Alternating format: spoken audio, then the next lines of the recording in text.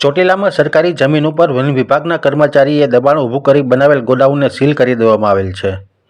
ચોટીલાના નાયબ collector Shri એચ.ટી. મકવાણાને ચોટીલાના prime location ઉપર સરકારી હોસ્પિટલની સામે આવેલ કોકા-કોલા ક્રિસ્ટલ બેવરેજ ગોડાઉન શંકાસ્પદ લાગતા મામલતદાર અને સર્કલ ઓફિસરને બોલાવી ખાતરી કરતા સરકારી જમીનમાં દબાણ કરી ઠંડા પીણાનું ગોડાઉન અને ગાયનો તબેલો બનાવેલ હોવાનું જણાયું હતું.